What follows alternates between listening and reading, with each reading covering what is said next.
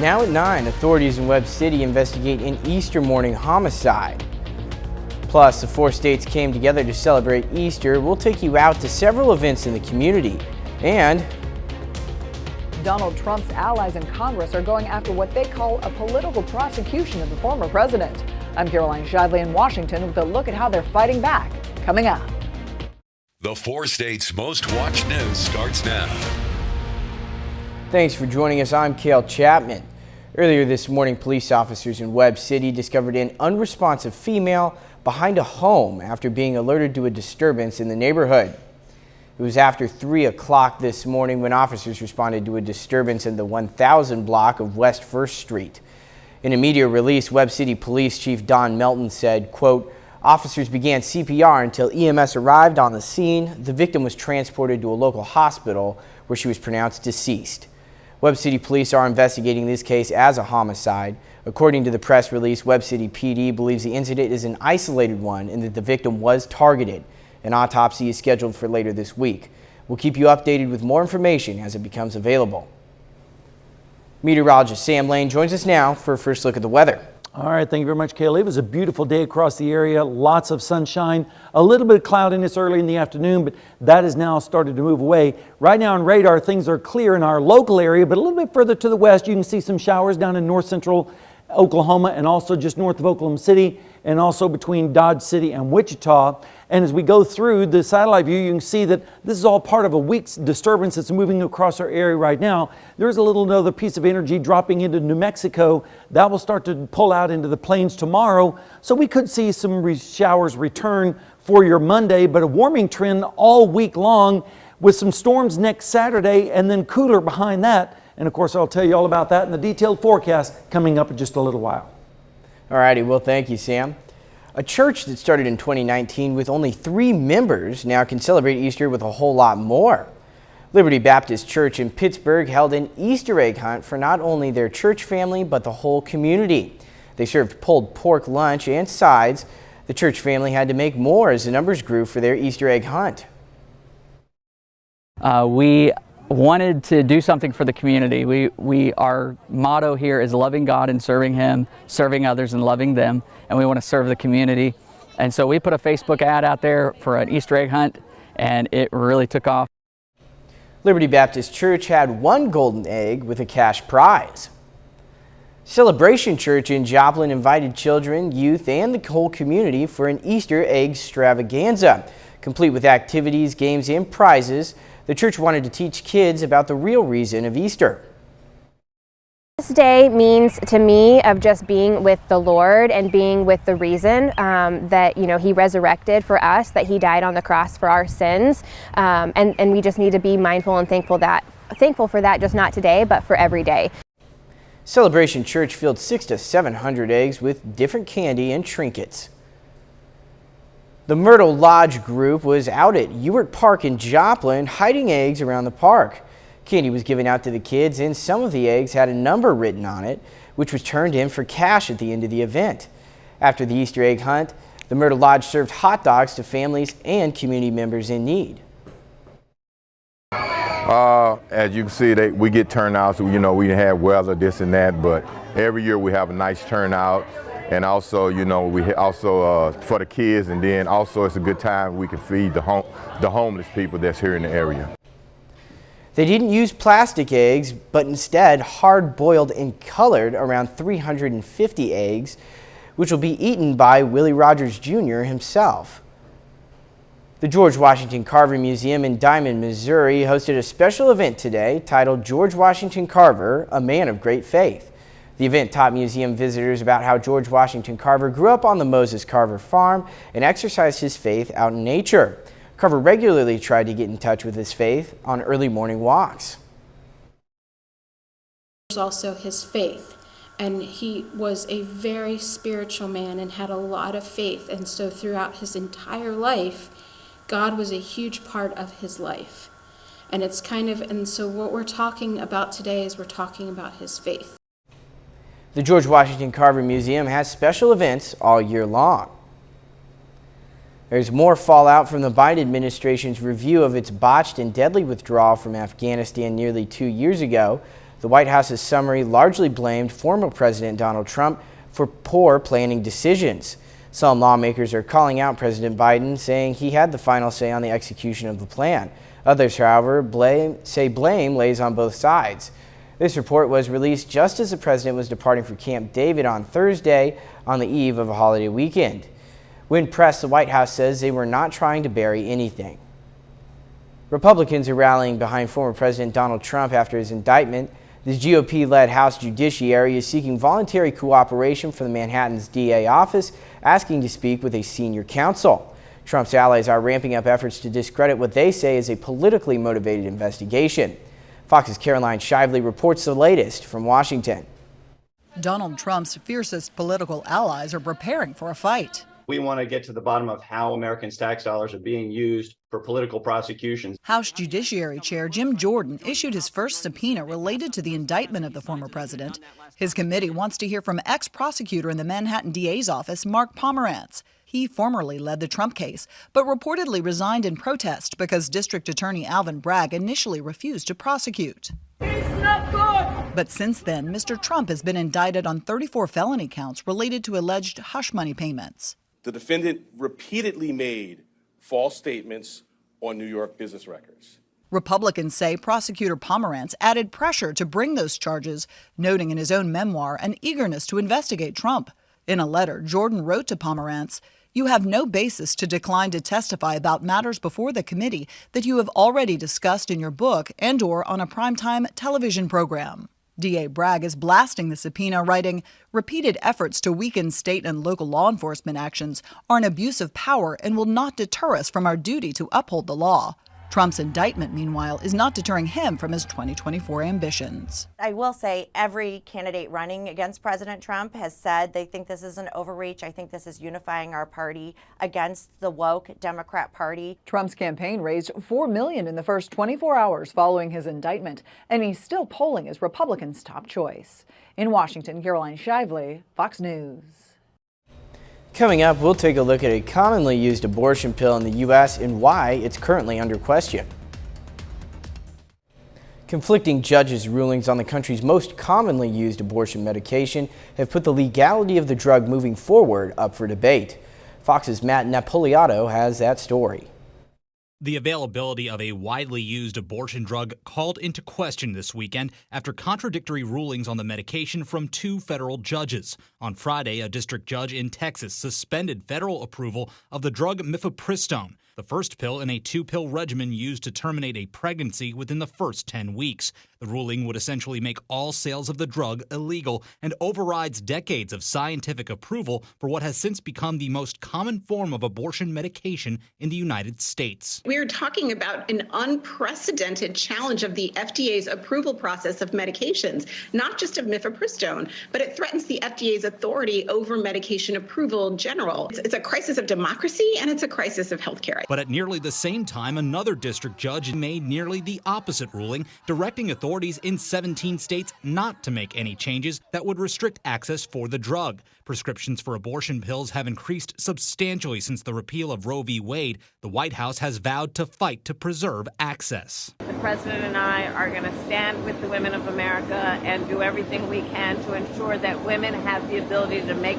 decisions about their health care, their reproductive health care, in a manner that is what they need, and they decide that, not their government. The confusion from the conflicting decisions could put the final say in the hands of the Supreme Court. Matt Napolitano, Fox News.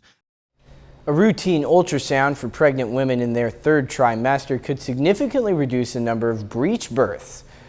That's according to researchers in London who found scans close to the birth can lead to better care before and after labor, which would also improve outcomes for newborns. The life expectancy for New Yorkers dropped nearly 5 years during the pandemic. A new study has revealed the toll that the pandemic took on New Yorkers, showing life expectancy dropped from 78 years between 2019 and 2020. Health officials say it's the worst drop in decades, and there are racial disparities.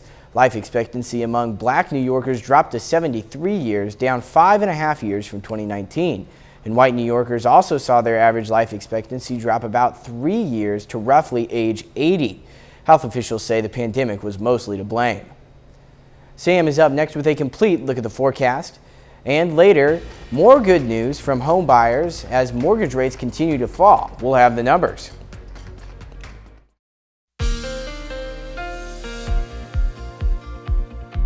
Well, folks, we had a glorious Resurrection Sunday across the area with lots of sunshine, warm temperatures, light winds, just an absolute perfect day. I hope you had a chance to get out and enjoy it with your family and friends. Let's take a look out at Seneca, Missouri this morning at Indigo Sky Casino and Resort. It started off mostly fair and clear skies, and then as the afternoon progressed, we did have some clouds roll in from the north and west, and this evening we're starting to see the clouds thicken up just a little bit off towards the west, and that's in association with the storm system that is trying to make its way into our area. Allergies today, they were pretty bad, 11.1 on the scale of 0 to 12, and tomorrow is going to be a hair better at 10.9, but still pretty bad, with the allergies mainly being maple, oak, and ash trees. Let's take a look at radar right now. All clear in our immediate area, but off towards the west, we do have some showers north of Oklahoma City, west of Wichita, in the panhandles of Oklahoma and Texas, and some severe thunderstorms down in Lubbock. But that is about it across the region. All of this is in association with an upper level system that's moving across Oklahoma right now. There is more energy back towards the west, and that will move into our area as we head through the day tomorrow. So we could see the showers again tomorrow a little bit closer to us. But right now, temperatures are very nice. Generally in the 60s, 65 in Fort Scott, Pittsburgh, 66 for our friends over there in Parsons, 69 still over there in Sedan. A little bit cooler off to the east where it's double nickel right now over there near Monep. Right now in Joplin, a beautiful shot.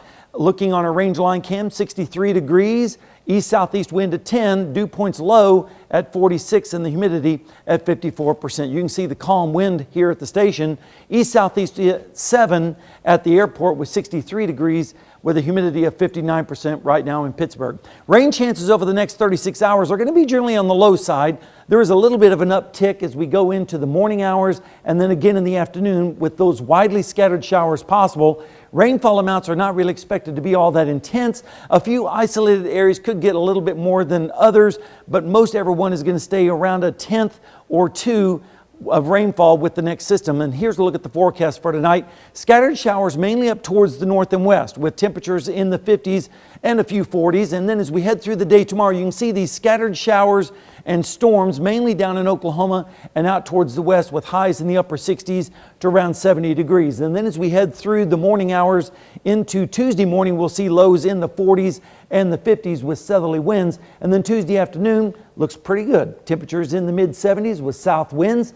And then as we head into Wednesday morning, temperatures generally in the 50s on those south winds continuing. Now, next week, we're looking at slightly cooler than normal temperatures for most of the country, including our area out towards the west. So here's a look at the next 7-day forecast. 20% chance of showers tomorrow. Tuesday, Wednesday, Thursday, and Friday look perfect with temperatures warming through the week, up close to 80 by Friday. But then more storms Saturday, and some of those storms could be strong or severe, so we'll keep an eye on that for you. And then extending the forecast out, you can see cooler weather as we head towards the early part of next week. But still, spring-like. Yeah, very spring-like. Stuff is in bloom. It's That's right. starting to grow. My uncle's tulips, he keeps sending me pictures of them. So yeah, beautiful weather. Heck yeah. All right. All righty. Well, thank you, Sam. Native plants are continuing to sprout and grow across the nation this spring. However, so are invasive species. While the Missouri Department of Conservation has a list of the 30 most common invasive plants in the state, the Callery pears, burning bush, and miscanthus grass are some of the most common in the Ozarks. Experts explain why it's important to take control measures for the plants, whether they're young or mature. These invasive species just grow so fast and steal such nutrients and then shade out the ground cover that our native plants don't get a chance to grow. So that's what makes them so bad, and they can grow to such thickets that basically no other plant can compete. Resources including controlling invasive plants and native alternatives can be found on the Conservation Department's website. Coming up, we'll take a look at why you may be spending more money at the gas pump in the near future. Good news for potential home buyers, mortgage rates fell for the 4th week in a row. According to data from Freddie Mac, the average 30-year fixed rate was just over 6.25%. That's down from 6.3% the week before. After hitting a high in November, rates started to trend down in 2023. Freddie Mac says the U.S. is now entering the traditional spring home buying season. You've probably noticed higher prices at the gas pump recently. According to AAA, the average price for a gallon of gas rose 7 cents last week to $3.55. Part of that is due to OPEC. The cartel surprised investors last weekend when it announced it was planning to cut production by over 1 million barrels per day. That hasn't happened yet, but it is due to start in a month. This would still send the price of crude oil up. Consumers in the market for a used electric vehicle are catching a break from falling prices. A Cox Automotive Group report says sales for used electric vehicles have gone up 32%. That's thanks to plunging prices on them. Now, average retail prices for used EVs are around $43,000. That's $16,000 less than the average price of a new EV. The Cox Group says prices likely dropped because Tesla cut prices for their new vehicles. Tesla striking a deal to build a mega factory in Shanghai.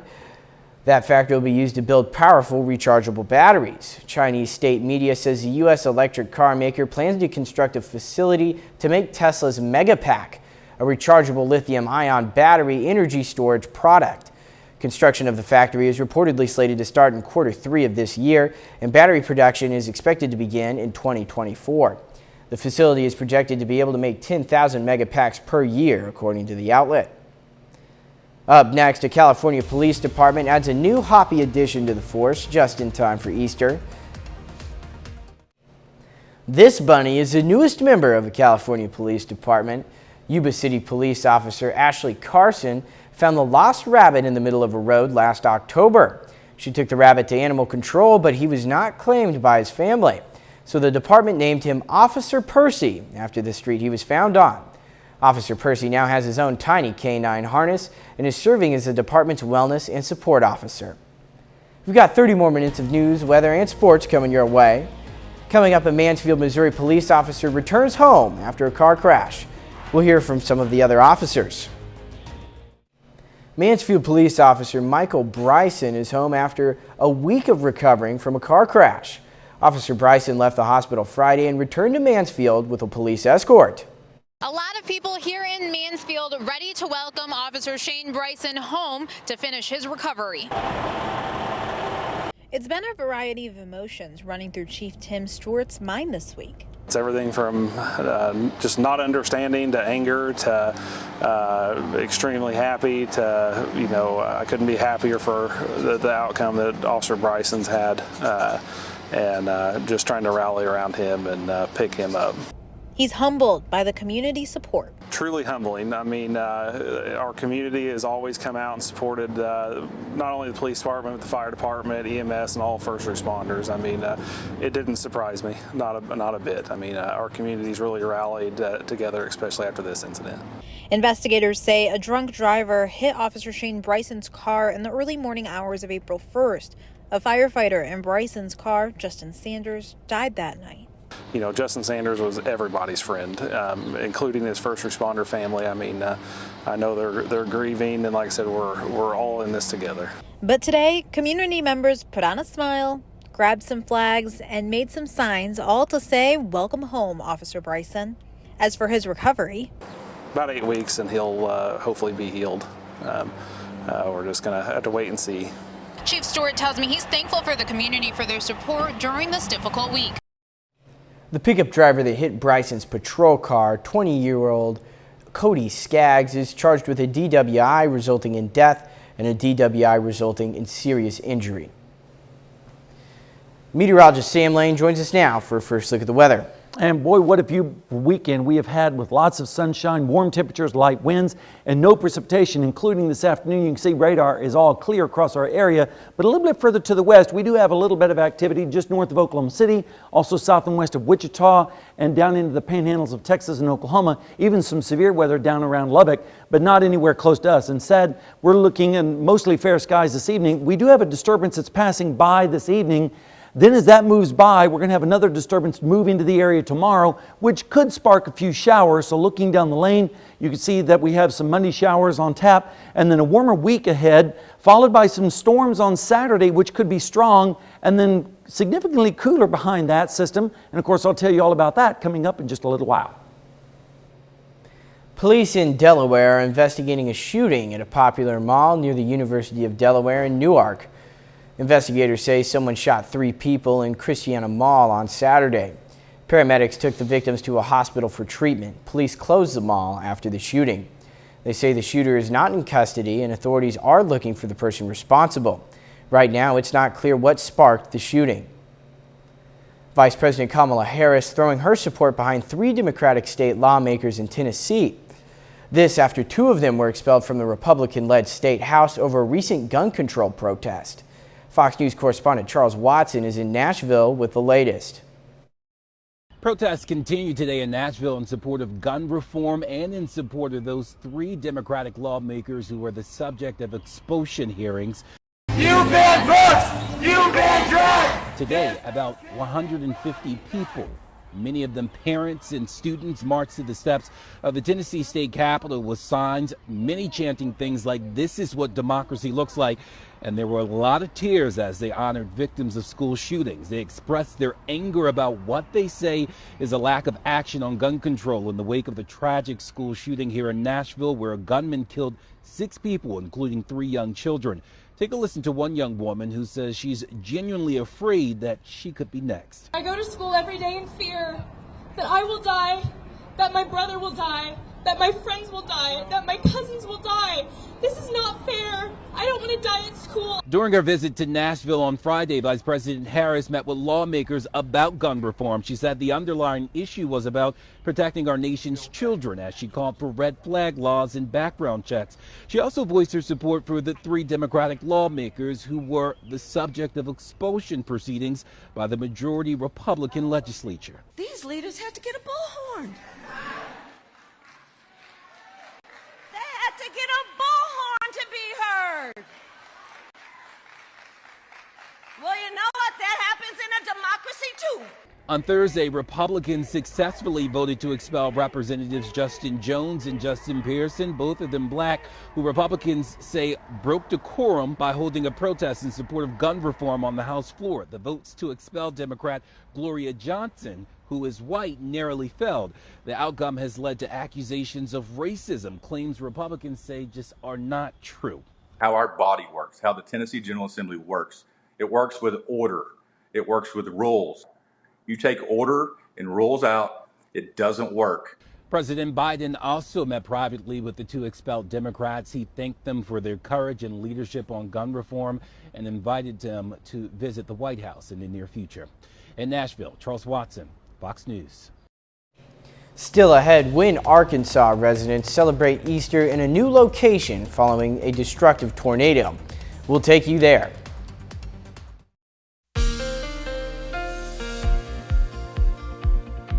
Boy, we have had a really nice stretch of weather the last few days, including this weekend, the holiday weekend. Hope you had a chance to get out and enjoy it. This morning in Seneca, Missouri at the Indigo Sky Casino Resort, we started off with mostly fair skies. And then as we headed through the afternoon, the clouds started moving in, high clouds from the west and from the northwest. And you can see as we head through the evening hours, we start to see some of those clouds break up just a little bit, but there's more clouds behind that. And we'll see some more clouds tomorrow across the area with some scattered showers possible too. But let's enjoy this evening as much as we can. Allergies are still bad. 11.1 today and 10.9 tomorrow. So a little bit of relief tomorrow as the moisture starts to increase in the atmosphere and also the chance of those scattered showers. Right now in our area, no showers showing up on radar. However, off towards the west and southwest, we do see some activity north of Oklahoma City, west of Wichita, and also some storms down near Lubbock, where some of those are severe on the current hour. This is all part of a disturbance that's moving across the south central plains this evening, and there is a little bit more energy back here towards the west. You can see this dark area here, that's a vortex that's starting to move through New Mexico. That will have an impact on our weather tomorrow. Temperatures though right now are very pleasant, still in the 60s in many locations, including Sedan, where there's almost 70 right now with 68 degrees, 64 in Jay, 61 in Neosho. Pick out your hometown, generally in the 60s, pretty much everywhere. 55 though over there in Monette. Beautiful shot on our tower cam here at Rangeline and 7th and Joplin. Sitting at 63 degrees right now, east-southeast wind at 10. Dew point is starting to increase just a little bit, so our humidity is at 54%. In Pittsburgh, it's 63 degrees, southeast wind at 7, and the dew point is 48, so our humidity is at 59% in Pittsburgh. Rain chances are going to be low, but then as we head through the day tomorrow, we'll start to see a little bit of an uptick in our rain chances with some of those scattered showers and storms. Now, in the precipitation amounts, we're not expecting a whole lot from these storms. Maybe an isolated area or two may get a half inch or close to an inch, but that's going to be very isolated. Most places are going to receive less than a quarter of an inch of rainfall with that system. So temperatures tonight are going to be in the 50s, a few 40s thrown in too. But then as we head through the afternoon, notice the scattered showers developing across our area, mainly towards the west and also down to the south, with highs in the upper 60s to around 70 degrees. Then, as we go into Tuesday morning, lows will generally be in the 40s and 50s across the area with southerly winds. Then Tuesday afternoon looks pretty good. Partly cloudy skies with highs in the mid 70s across the area. Then as we go into Wednesday morning, temperatures with south winds will be generally right around 50 degrees. Now we are expecting a cool spell later on in our forecast in the 8 to 14 day period. Cool weather for most of the country, including the west coast. Let's take a look at the next 7 days. 20% chance of showers tomorrow, but then Tuesday, Wednesday, Thursday, Friday, perfect weather. Temperatures in the 70s, that's what we call Chamber of Commerce weather. And then as we head towards Saturday, more rounds of storms. Some of those could be strong or severe. We'll keep an eye on it for you. And then as we go into early part of next week, a little bit cooler than normal, but still not too bad for a spring forecast. Yeah, it looks like we're going to have a great couple days to get outside, absolutely. Take a walk. Go fishing, like do that. whatever. Oh, yeah. All righty. Well, thank you, Sam. Coming up in sports, we'll take a look at the current MIAA baseball and softball standings. Plus, we have the highlights from Augusta as the Masters tournament wraps up. We'll take a look at coming up next in sports.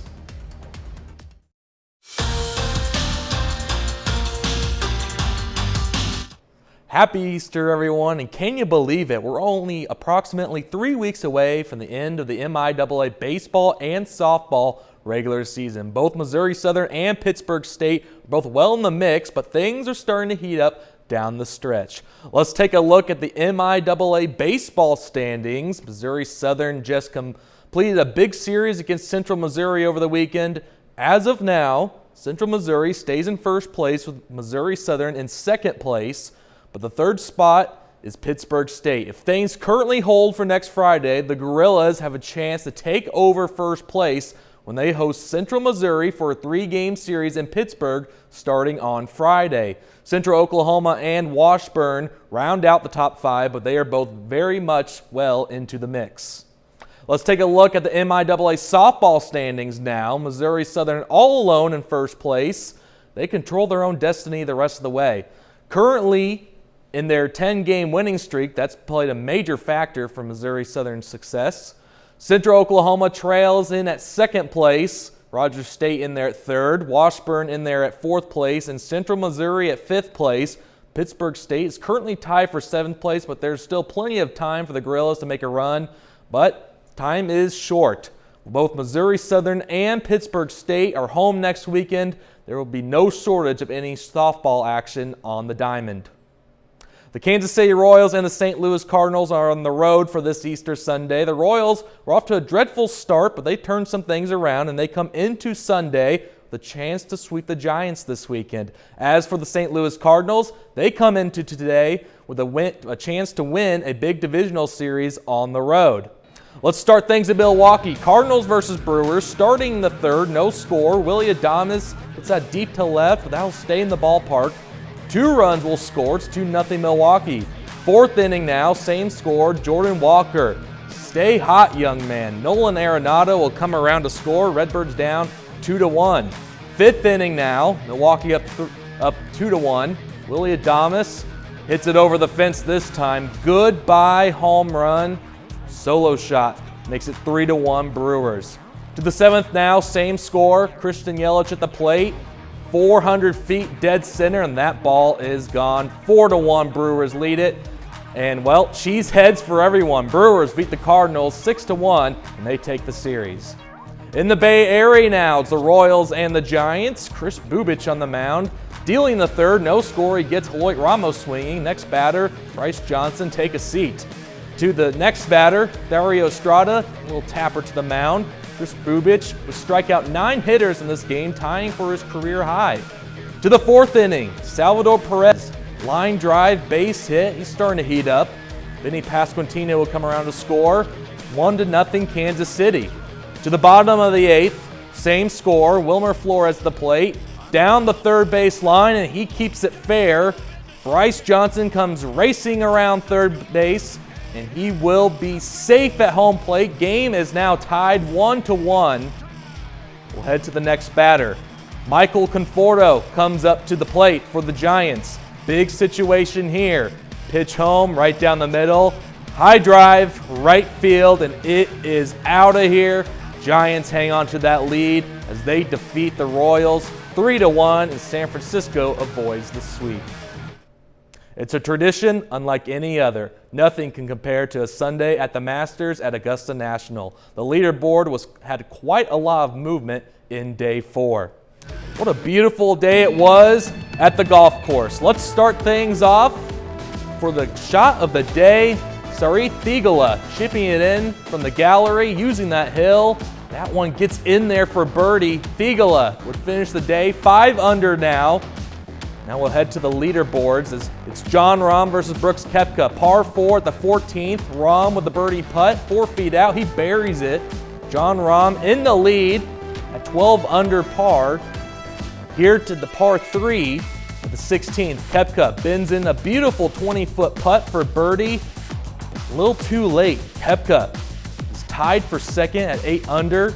Here's John Rahm with a walk up to the 18th green. Standing ovation. Just gives you chills right here. Here is his putt for the final stroke of the day, and he buries it. John Rahm wins the 2023 Masters, his 2nd career major he has won, and man, that green jacket is gonna fit just right for Mr. John Rahm. And that will be it with sports. We'll be right back after this. This Easter is shining a light on community members in Arkansas coming together despite losing their church during last week's devastating tornado. While their building is no longer standing, the community spirit is very much alive as they celebrated the holiday today. Reporter Alejandra Hernandez has more.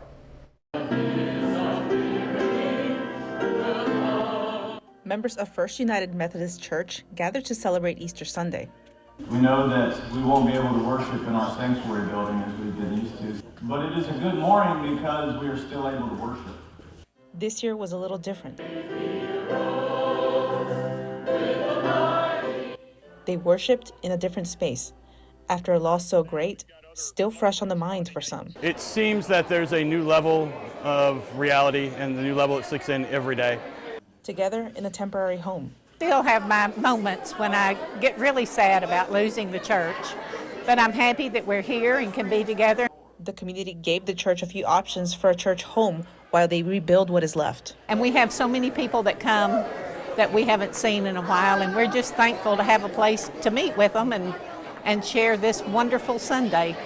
But although the congregation is in a different space, they always knew they would be together for Easter Sunday. There was never a question that we would not meet, and it's amazing the way everything has just fallen into place.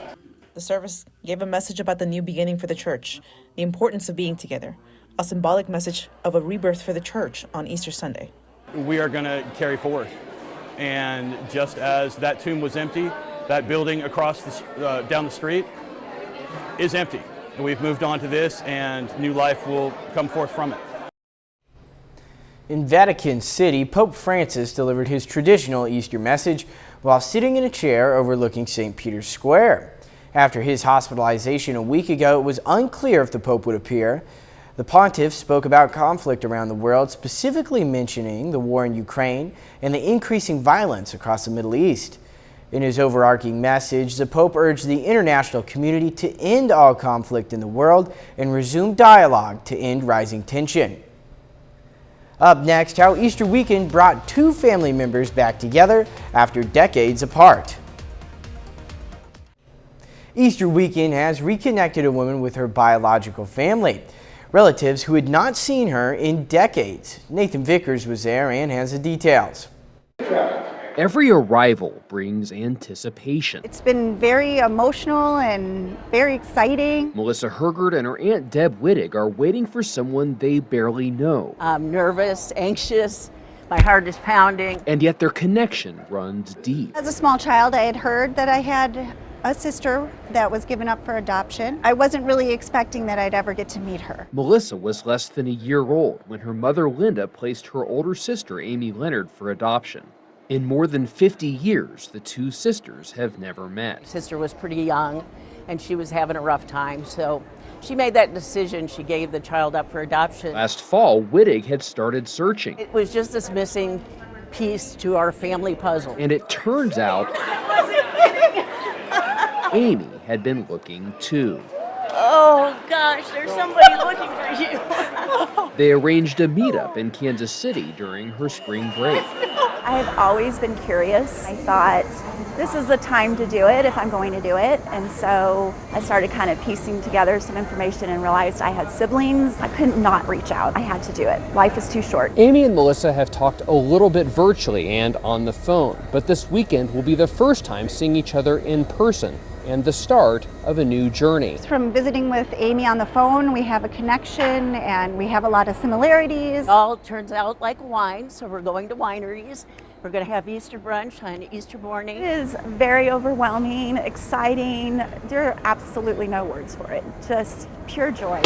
It's time well spent. Just everything I thought it would be. This weekend, their journeys brought them to the same destination. We're looking forward to just actually getting to see each other face to face and spending time together and building that relationship. For a reunion decades in the making. Well, if you're ever on the go and want to still be able to watch our newscast live, just download the KOAM Plus app. It's available free of charge on the Apple and Google Play stores, as well as Roku and the Amazon Fire TV. All you have to do is search for KOAM Plus. And it might come in handy, especially as we head towards next weekend, because we're going to have a great week. A little shower activity tomorrow, and then dry weather and warm weather all week long. But then next weekend, we might have some storms in the area. Some of those could be strong or severe. We'll keep an eye on it for you. Then significantly cooler. So if you've decided to start planting stuff early, you might want to hold off on that just another week or so, as it looks like we might be in a little bit of a cool spell at the latter part of next weekend and early part of next week. But still, a nice spring forecast. Yeah, I'm looking forward. Maybe Yeah, I'll me be too. able to get out and about, go to a park, something cool. There you go. Yeah, it's a nice next couple of days. All right, but that's our time for tonight. Thanks for joining us. We'll leave you with a video that you can see right here of the Brookfield Zoo. Orangutan.